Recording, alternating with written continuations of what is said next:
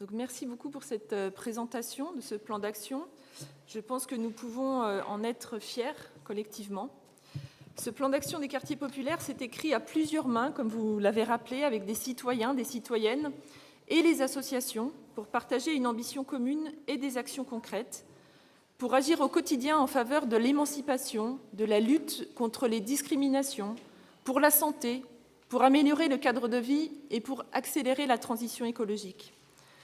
Je prendrai un exemple sur le volet éducation, comme par hasard, et du programme de réussite éducative qui accompagne chaque année de façon personnalisée et sur le long terme de nombreux enfants, plus de 700 en 2021 par exemple, que ce soit pour de l'accompagnement à la scolarité ou des sorties éducatives. Nous souhaitons, dans notre plan d'action, aller plus loin et permettre aux enfants de bénéficier de soins médicaux adaptés, dentistes, ophtalmos, orthophonistes, sur prescription des médecins scolaires et en accompagnant les familles vers les soins. Et nous espérons que l'État nous suivra sur ce projet comme il a su le faire dans le cadre de la cité éducative. Les Dervalières, la Bottière, Nantes-Nord, Bellevue ou le Clos-Taureau, pour n'en citer que quelques-uns, sont des quartiers où la vie sociale est riche et où les initiatives citoyennes fleurissent, malgré des voix contraires qui cherchent parfois à les stigmatiser. Quelques exemples, la mobilisation du réseau local d'entreprises à Malakoff pour soutenir la recherche de stage des collégiens de Sophie Germain, le réaménagement des espaces devant la maison des Confluences au Clos-Taureau, avec un jardin et des fresques murales pensées par les habitants dans le cadre du dispositif des budgets participatifs. Le plan d'action que nous allons voter aujourd'hui met en lumière ces initiatives et s'appuie sur les forces vives de nos quartiers pour construire notre politique de la ville. Donner la parole aux habitants, aux habitantes des quartiers, parce que ce sont celles et ceux qui connaissent le mieux les besoins et les moyens d'y répondre. C'est là un formidable terrain de jeu pour accélérer aussi l'écologie populaire, celle qui part du terrain, des expériences locales, et que nous devons accompagner selon les principes de l'éducation populaire.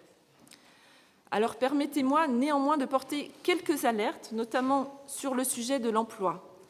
Les emplois aidés, par exemple, connaissent des fluctuations de financement public très importantes et orientées globalement plutôt à la baisse ces dernières années. À cela s'ajoute une multiplication des aides ponctuelles de type appel à projet ou des aides à l'émergence qui ne résolvent pas la question du passage des actions à une échelle plus importante ou à leur pérennisation dans le temps. Cela contribue à précariser les acteurs associatifs qui ne peuvent pas disposer d'une vision de moyen terme. Et c'est particulièrement vrai sur le champ des transitions avec des projets qui ont du mal à trouver leur modèle de développement. Il existe donc un enjeu de stabilisation des financements, de valorisation de l'utilité sociale et environnementale des actions développées en faveur de la transition écologique, en particulier dans nos quartiers. J'espère que ces arguments pourront être entendus lors de la très attendue réécriture des contrats de ville qui s'achèvera, je crois, en 2023 et non en 2022, comme cela avait été prévu au début du premier mandat d'Emmanuel Macron, et qui devait intégrer la feuille de route pour les quartiers, jetée à la poubelle après sa présentation par Borloo en 2018. Pour conclure, ces quartiers font preuve d'un potentiel qu'il faut accompagner, valoriser et soutenir. Pour cela, appuyons-nous sur l'économie sociale et solidaire comme levier pour faciliter l'insertion dans le marché de l'emploi, tout en étant un vecteur de transition écologique. Les solutions existent et sont déjà mises en œuvre à différentes échelles par les habitants et les habitantes eux-mêmes. À nous de continuer à les écouter et de développer ces dispositifs. Je vous remercie.